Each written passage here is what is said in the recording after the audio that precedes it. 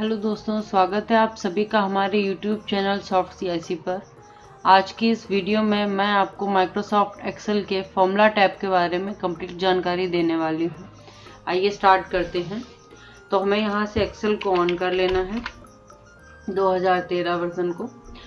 अब हमें formula tab के साथ काम करना है। तो आप फॉर्मूला टैब में देख सकते हो ऐसे कई सारे ऑप्शंस हैं। उसके लिए हमारे पास ऑलरेडी एक बनी बनाई शीट होना ज़रूरी है। तो हम अपनी शीट को ऑन कर लेते हैं। शीट हमारी ओपन हो जाएगी।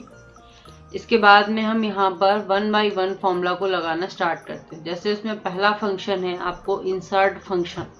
इंसर्ट फंक्शन का वर्क क्या होता है, जब हम लोग यहाँ पर काम करते हैं तो आप लोग देखते हो, आप लोगों का डायरेक्ट काम है, इक्वल लगाया, सम किया, ब्रैकेट, इसको सिलेक्ट किया, देन इंटर, टोटल आ जाता है आसानी से।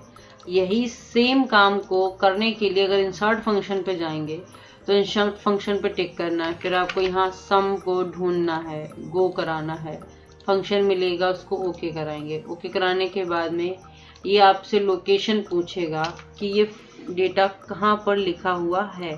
फिर हमको डेटा सिलेक्ट करवाना है एंड ओके करेंगे, तब ये आंसर आपको मिलेगा।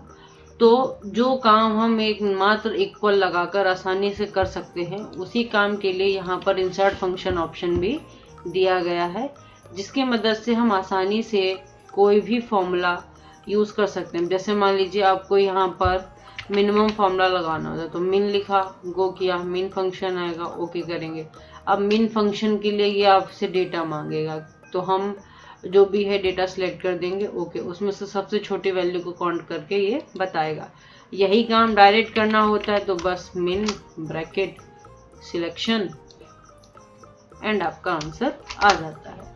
तो तरीका सेम है, बस इंसर्ट फंक्शन में आपको टिक करना होता है, फंक्शन ढूंढना होगा, देन काम होगा। ये सेम काम इस fx पे भी टिक करेंगे अगर आप लोग, ये यहाँ पर होता है fx फंक्शन लिस्ट, तो भी आपका फॉर्मूला आ जाएगा। इनकी मदद से भी हम फॉर्मूलाज को निकाल सकते हैं, जो कि पूरी लिस्ट आपको बताता है कि यहाँ पर कौन कौन से फॉर्मूला आपके यूज हुए हैं। तो ये हमारा फॉर्मूला का हो गया ऑटो सम। ये जो ऑटो सम ऑप्शन जिसमें सम, एवरेज, काउंट नंबर, मैक्स, मिन, तो ये कोई न्यू फंक्शन नहीं है। आपने होम टैब में भी सम, एवरेज, काउंट नंबर, मैक्स, मिन के बारे में पढ़ा हुआ है और इनको यूज भी कर चुके हैं। अगला फंक्शन आता है रिसेंटली यूज्ड। तो रिसेंटली यूज्ड में जो हाल ही में हमने इंसर्ट फंक्शन ऑप्शन यूज करके सम, इफ, एवरेज इनका यूज किया है, तो ये इंसर्ट फंक्शन वाले ही फंक्शंस को बताता है। हम अगर खुद से इक्वल लगाकर कोई फंक्शन यूज करते हैं तो उनको ये रिसेंटली यूज्ड में शो नहीं कराता है। नेक्स्ट ऑप्शन आता है फाइनेंशियल। फाइनेंशियल से रिलेटेड भी फॉर्मूला यहाँ पर आपको दिए गए हैं, तो आप इनका भी यूज़ कर सकते हैं अपनी फाइनेंशियल प्रॉब्लम को सॉल्व करने के लिए। नेक्स्ट यहाँ पर लॉजिकल फंक्शन है, जिसमें and, false, if error, not, true, false. तो ट्रू फॉल्स जस्ट ऐसे ही है, ट्रू लिखेंगे ट्रू आएगा, फॉल्स लिखेंगे फॉल्स आएगा। इफ फंक्शन आपको जो इसकी नेक्स्ट वीडियो आएगी जिसमें सभी फॉर्मूला के बारे में बताया गया है, उसमें आपको डिटेल्स में सारे फॉर्मूला की जानकारी दी गई है। टेक्स्ट फंक्शन में आपको लेन, चार, लेफ्ट, राइट, प्रॉपर, अपर, इन सभी फंक्शंस के बारे में यहाँ पर जानकारी मिलती है। ये डेट एंड टाइम से रिलेटेड फॉर्मूला है। नेक्स्ट आपका लुकअप एंड रेफरेंस है। यहाँ पर ट्रांसपोज फंक्शन भी दिए गया, इसको हम किसी भी डेटा को जो कॉलम वाइज होता है उसको रो वाइज में चेंज कर सकते हैं। लुकअप फंक्शन है, कॉलम्स हैं, इन सभी का यूज़ भी लुकअप फंक्शन या लुकअप फंक्शंस के दौरान भी किया जाता है। मैथ एंड ट्रिग्नोमेट्रीज के क्वेश्चन है, जिसमें आप कॉस थीटा का मान भी निकाल सकते हो। मोर फंक्शन में आपके स्टैटिकल्स के हैं, एवरेज, काउंट, काउंट से रिलेटेड। इंजीनियरिंग के फंक्शंस हैं, क्यूब, स्क्वायर रूट, ये सब आपने भी चेक किया था।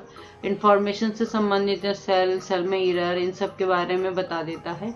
और ये आपके वेब फॉर्मूला है, तो इन सभी फॉर्मूलाज की जानकारी यहाँ पर मिल जाती है। फिर हमारे पास ऑप्शन आता है नेम मैनेजर।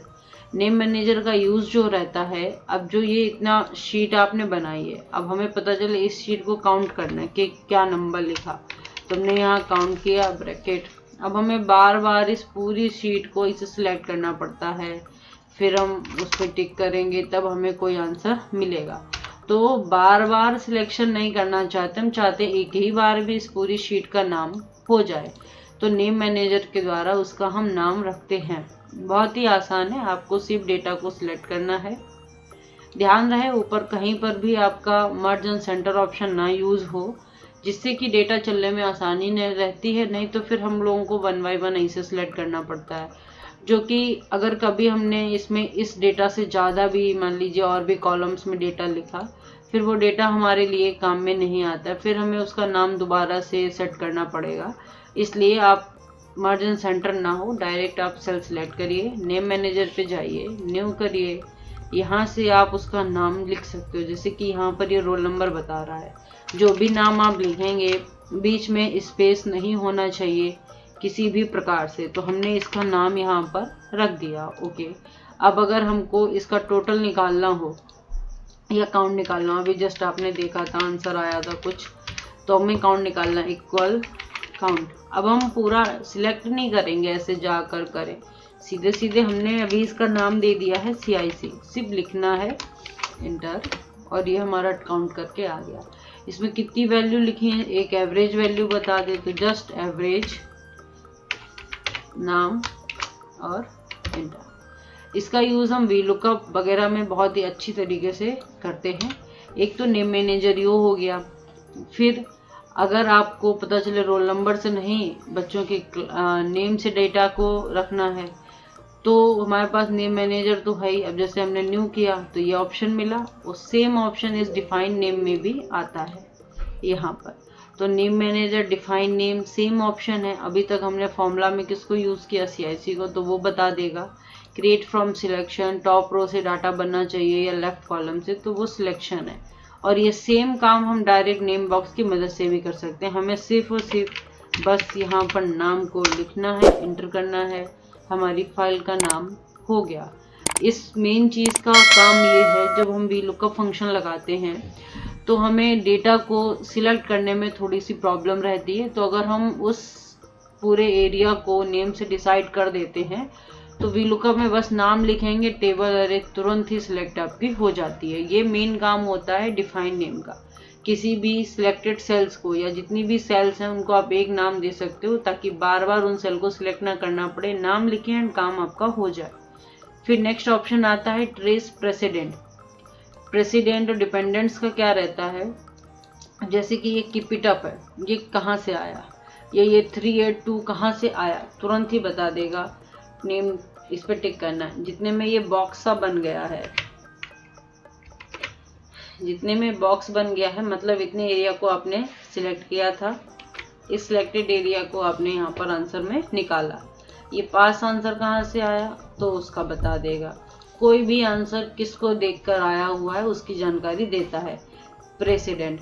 डिपेंडेंट्स क्या करता है, अगर हमारी कोई एक सिंगल वैल्यू काफ़ी सारे डाटा पर डिपेंड करती, जैसे कि हमने यहाँ पर कुछ वैल्यूज़ को लिखा और इनके साथ हमने फॉर्मूलाज का यूज़ भी किया। फिक्स कराना ज़रूरी है, नहीं तो फिर डेटा आपका मिसमैच भी होता रहता है। यहाँ पर हमने कुछ भी डेटा टाइप एरिया लिख दिया, जैसे कि हम सबको मल्टीप्लाई वगैरह करवा रहे हैं समथिंग। यहाँ पर हमने डेटा अपना लिखा।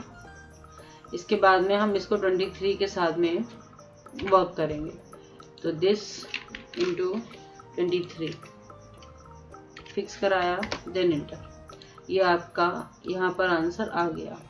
ऐसे ही हमने इसी डेटा के साथ में और भी काम किया इनके साथ में, मतलब एक ही डेटा से कई सारी चीज़ें ज्वाइंट हैं। फिर हमने इसको इक्वल किया 23 प्लस दिस कुछ भी ऐसा इंटर किया। फिर कहीं पर हमने डेटा को लगाया 25 प्लस 75, ये आ गया आंसर।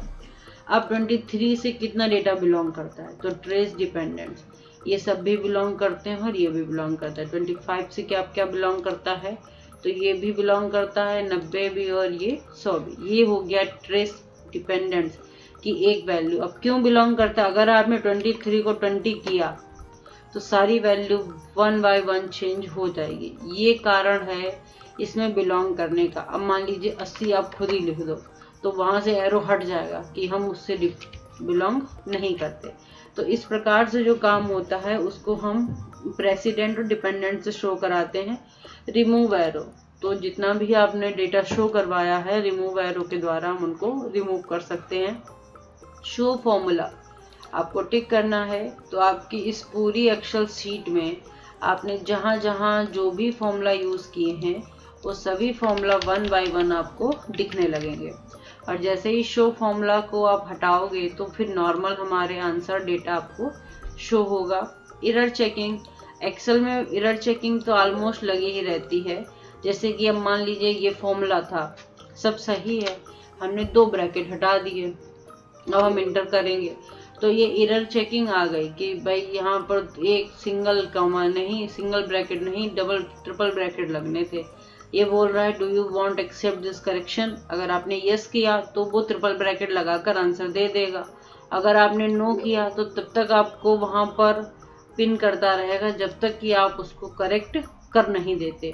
तो ये एरर चेकिंग है, आप डायरेक्ट यस करो, आपका एरर चेकिंग चल रहा है। इवेल्यूट फॉर्मूला, अब ये फॉर्मूला आया कैसे, जैसे ये ग्रेड निकाला हमने, ठीक, इसने खुद ब खुद ग्रेड कैसे दे दिया, इस बात की जानकारी हमको इवेल्यूट फॉर्मूला में पता चल जाएगी। आपको इवेल्यूट फॉर्मूला पे टिक करना है। तो हमने जितना भी फॉर्मूला यूज किया है ना वो देखिएगा, इसमें सारा फॉर्मूला आपको शो होगा। अब हमें इसको कराना है इवेल्यूट। पहला देखिए मार्क है L2 के नीचे, तो हमने इसको इवेल्यूट कराया। L2 ने में देखा उसने 76.4 लिखा है जो कि 90 से छोटा है ना, तो ये आंसर कैच ही नहीं करेगा। फिर उसने इवेल्यूट किया तो यहाँ बोला कि पहली बात हो गई गलत, दूसरे में उसने अपने आप को रखा, दूसरे में 80 से छोटा, ये भी बात गलत हो गई। तीसरे में अपने आप को रखा, तीसरे में ये बात इससे छोटा बड़ा, तो हाँ ये बात यहाँ पर सही हो गई। उसने ट्रू बोला, ट्रू बोला तो ये क्या आ गया B1। फिर इवेल्यूट किया, उसने आगे देखा, अब आगे सब जगह फॉल्स है, सिर्फ एक जगह हमको ट्रू मिला तो हमारा आंसर आ गया B1। इस प्रकार से वो स्टेप बाय स्टेप आपके फॉर्मूला को काउंट करता है, चेक करता है और आपको बताता है। वॉच विंडो, हमने कहाँ कहाँ क्या क्या चीज़ें यूज़ की हैं पूरे एक्सेल सेल्स पे उसके बारे में जानकारी देता है। ऐड अ वॉच करना है, आपने यहाँ से लास्ट तक अपना पूरा डेटा सिलेक्ट कर दीजिए, ऐड करा दीजिए, ओके। यहाँ पर आप देखेंगे आपको डेटा की जानकारी मिल जाएगी। मतलब कैसा डेटा जानकारी है, सेल, पहले तो हमारी फाइल का नेम, फिर कौन सी शीट पे डेटा है, किस सेल में क्या लिखा हुआ है। आप 1 बाय 1 चेक करोगे, सेल, डेटा एंड उसमें लगा हुआ फॉर्मूला, हर चीज यहाँ पर आपको शो होती है। इसी को हम वॉच विंडो कहते हैं। कैलकुलेशन ऑप्शन परमानेंट ऑटोमेटिक है, ताकि जो भी मिस्टेक्स हों कैलकुलेशन करते समय उसको ये खुद ही अपना सेट कर ले। तो इस प्रकार से हमारे फॉर्मूला टैब के ये ऑप्शंस भी क्लियर हो जाते हैं। होप सो आपको वीडियो पसंद आई हो। Thank you for watching a video.